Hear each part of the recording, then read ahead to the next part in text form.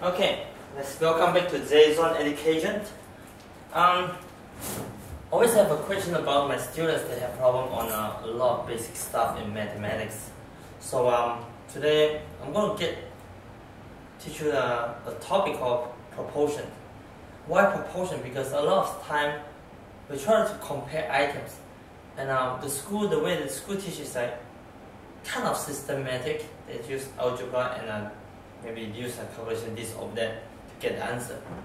Actually, when they come to a point that when you have 3 items to compare or 4 items to compare based on proportions, then the steps get confusing and get more complicated.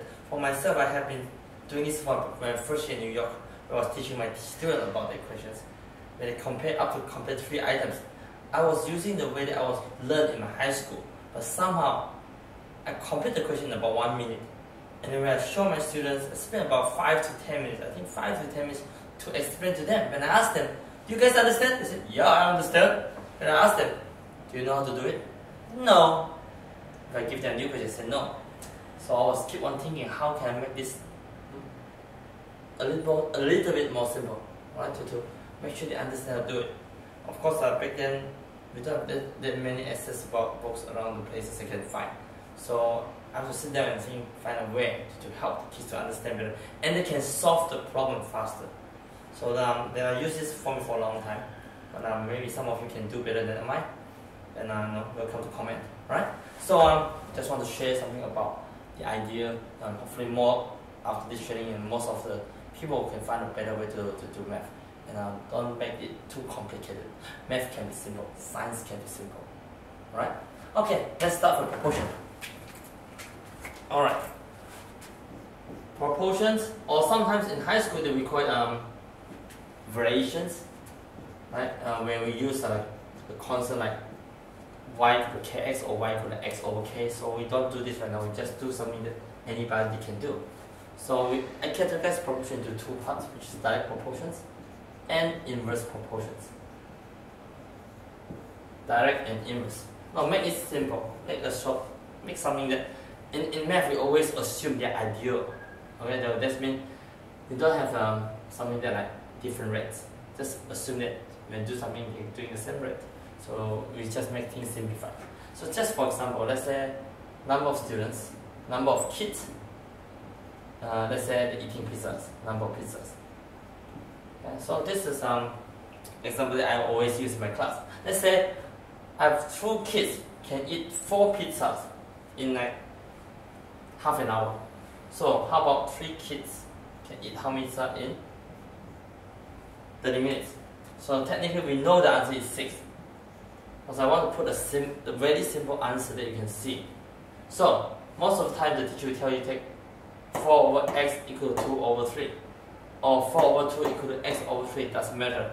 But why I want to put down this, because I want to show you the basic idea I have, and then in the future we can do the more complicated question. So when I do direct proportion, I'm going to do cross multiply. Cross multiply. So which means 2x times 3 times equal to 3 times 4. Right, so we just cancel this. We get x equal to 6. It's very straightforward. Bear with me first, because we have to go through this to understand that we can do the 3 items. This right now is only 2 items, alright? So I know it's very easy to understand. I can just do it in my head actually. So I just want to show you the step first. So in this case, this is what we call cross multiply for direct proportions. So 2x equal to 3 times 4, cancel, x equal to 3 times 2, which is 6. Normally we go simplify first before you multiply. Okay, so I think most of you understand this. Let's go to inverse. Number of kids and minute, time, how much time they spend. Let's have 2 kids spend 2 hours. Let's say they spend 4 hours, or 4 minutes. Okay, 4 minutes here. 4 minutes to finish 1 pizza. So what do you think if you have 8 kids? How many minutes? So when you think about this direct proportion, we go a bit here. When you have more kids, you eat more pizza within the same amount. More kids, more pizza. I can use less kids, less pizza. So, but I always use more, because just keep it more than more kids, more pizza. In the future, when you get used to it, you can just skip around. Right now, based on basic, right?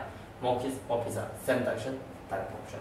Here, more kids, less time because if they separate, they have more people, spend less time to finish the same amount of pizza. So more kids, less time. So this is different direction, means that inverse proportion. Inverse. Now cross multiply, and some kids will tell me cross division. You don't do division, you do multiply again, but it's straight multiply. Straight multiply, go straight. So which means 8x equal to 2 times 4. You notice that I can cancel everything. X equal to 1 million. Does that make sense? Direct proportion, cross DC. I call DCIS. Dumb and crazy and insanely smart. I don't know, whatever is it. DCIS. Direct proportion, cross multiply, inverse proportion, straight multiply. Now, if you cannot understand, go back one more time. Hopefully you can understand maybe my accents, but hopefully this will help you a bit to understand the next steps. Now we continue with 3 items.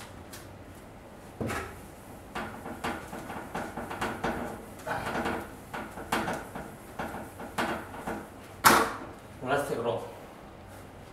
Let's say I tell a story. Let's say I'm 6 men chop. Okay, excuse my grammar. So just do the number. 9 trees in 4 hours. Then then comma 8 men chop 10 trees in how many hours? So make it easy to see. Right? So just now we talk about comparing proportion is 2 items. Now it's 3 items. How to work with 3 items? If you do the old way that the teacher teach, they will tell you, okay, put the men down, number the trees, and the hours. So normally it's based on the items behind the numbers. I have 6 men, 9 trees, 4 hours, 8 men, 10 trees, and X hours. So I'm looking for X. Most of when we were younger, I will remember I was in middle school or secondary school or primary school. They teach me, can make this to 1 first, then you can compare this. That take me a while. So after I was thinking, when I found out the other way to do it, it's actually you compare the proportion, either it's direct or inverse. But of course, when you compare something, you have to have a subject. Every time I ask my students, they always say, I will always ask this question: which one is the subject? Of course, some of them will say man. Actually, man is the subject. Actually, man is the one who do the job. But some kids actually tell me trees. So I think they watch Narnia too much, because Narnia trees. If you take trees, the subject isn't trees. Chop the man. Okay, that's too much, right? So, it's ill. Okay, anyway, it's man is the subject. Man chop the trees. Man do the job, and man spend the time. So man is the subject. You have to find the subject. Which one is doing the job, and which one is spending the time. So man is the subject. So you take the man, compare. I don't care about number at all. Right now, I don't care. Use your common sense. This part to use common sense, right? Man and tree. More man, you always do more. You can do less. It's fine. You say less man, less tree, more tree. I always use more because I love more. Right? The more the better, right? Man. More men, chop more trees or not? If you answer, more tree, right? Good job, more trees. More men, more trees. Which means men and tree are inverse or direct. More, direct. Direct means cross or straight. Okay, cross. Cross multiply, I can draw a line, but I don't want to. I just circle this one because it's cross, so circle the 10. So based on this 6. Now after that, because the man is the subject, so I keep the man, so I don't need the tree anymore. So I compare the man and the hours. More men, more time or less time with the same amount of trees. More men, more time or less time. You answer less time, that's answer, right? More men, less time. Then more men, less time, then they are inverse of direct. Obviously it's inverse. Inverse is cross or straight multiply. Straight multiply. Straight is circle 6, you circle 4. So now obviously you can see that the one we have circle is 8 times 9 times x. The circle is 6 times 10 times 4. So I simplify them. 4 and this, 2 and this, 3 and this. So x equal to 10 over 3 hours, which is 3 hours and 20 minutes. Right? So very straightforward. So can I do 4 items, 5 items, 6 items? Yes. It's the same thing. Technically, if you can see it, this technically whole time you only spend 20 seconds. Right? You can make out something by yourself, you can change the number and try it again. Don't just listen. try by yourself. Paper, pen must be with you. If you just look and watch show only, it's not going to work for math. You got to practice like 3 or 4 or 5 until you really get used to it. Start from the 2 items first, then you go 3 items, and then you can make up for 5. You can make up for 5 items, up to you. Alright? So if I put down something like this is your subject, let's say X is the subject, and then A, B, C, D compared with this 5. Let's say I have 5, 3, 8, 4, 9, and 10, X, 3, 5, 6. So let's say even this go up, this go up, this go down, and this go up. Okay, find X. This is subject. So you can pause it and do it yourself first. And come back. Alright, welcome back. You can see how I do this. If I circle this at the top, direct proportion, cross multiply, inverse, straight, direct, cross. So I have 5 times 8 times 4 times 6 times x equal to 10 times 3 times 3 times 5 times 9. So I cancel the 5. I can cancel the 3, I can cancel the 2, and that's it. X equal to 3 times 3 times 3 is 27, 27 times 5 is 135 over 32.